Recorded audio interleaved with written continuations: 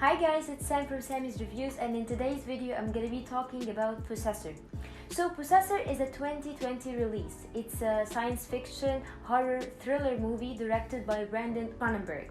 So Brandon Cronenberg is the son of the legendary director David Cronenberg. David Cronenberg is known for movies such as The Fly, Videodrome, Naked Lunch, and Existenz. But when you have David Cronenberg as your father, you're bound to have some sort of expectations laid upon you. And I do admit that's a very heavy and hefty shoes to fill, but the expectations on Brandon's new film was relatively low, especially after his last movie Antiviral, which is a complete flop. And sadly, after watching Possessor, I don't think it's much of an improvement. The movie takes place in the future. Probably, we're not sure of that. And in this world, there is a corporation that is responsible for transferring people's consciousness in other people's bodies. There's not much of explanation in this process, and of course this company hired these people to kill somebody or to ruin somebody's business. So basically these clients are high-class people and they're just using these people to do their dirty businesses. And we have our main character, Tassia. She's the person whose consciousness is being transferred into other people's body. We've seen her in a couple of people's bodies, and each time she has to reset to go back to reality. She has to kill the person she possessed. And each time she does that, it becomes harder for her to go back to reality. Maybe this idea sounds original to you, but for me that sounds exactly like Inception, and Inception borrows his ideas from Satoshi Kon's Paprika. So by that, the idea of the movie is not something that the director should rely on. But the movie tries to be a combination between the science fiction genre and the horror genre, and honestly I think it fails in both genres.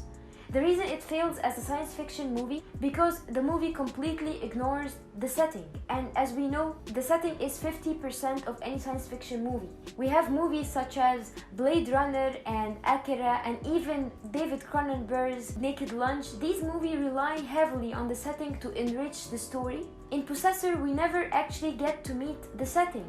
I don't know where I am. Am I in the near future? Am I in the far future? Am I in the present? I have no idea. And the trope of transferring people's consciousness to other people's body is an exhausted trope. We see it in movies, in animes, in TV shows. But at least in these platforms, the director is keen enough to show me the process of doing so. But in this movie, it's not even doing that. It just shows you that there's this machine that magically is able to do so. Let alone the logical issue in the movie. How do people know about this company? How do people get hired in this company? How do the clients find this company? So many questions that are left unanswered in the movie. It just feels like the movie wants you to shut your mind and just enjoy the gore fests that's happening in front of you. Okay, so why did it fail as a horror movie? The movie puts no effort to be more than Eli Roth horror B movies with the cheap gore effects and no atmosphere, no building, no stakes, no nothing. Except that those B horror movies do not take itself that seriously.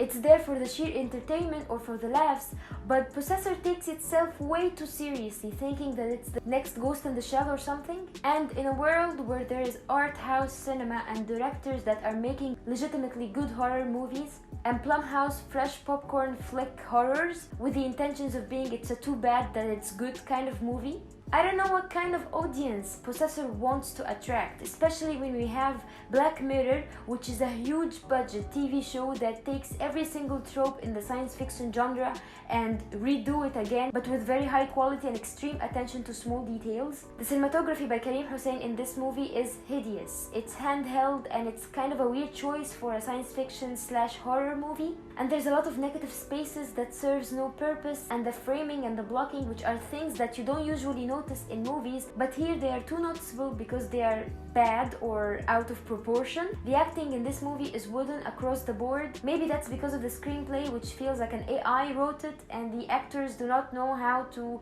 deal with a screenplay like that. They have no depth, no layers.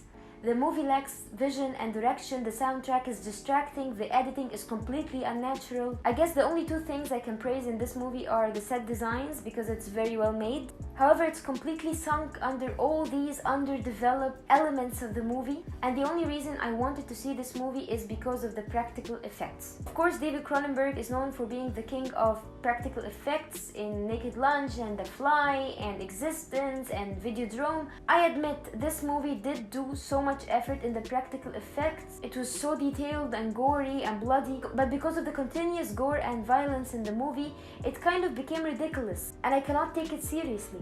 Overall, I just hope the next Cronenberg movie is gonna be much better than this one and the one before it, and I'm gonna give this movie a 5 out of 10. So, do I recommend it? Not really, no. I mean, there's so much better movies to watch, but if you're a person who's keen not to miss any of the 2020 releases, this is not a total waste of your time. Have you seen Possessor? What do you think of it? Would you like to check it out? Please share your opinion down below, and thank you so much for watching. Bye!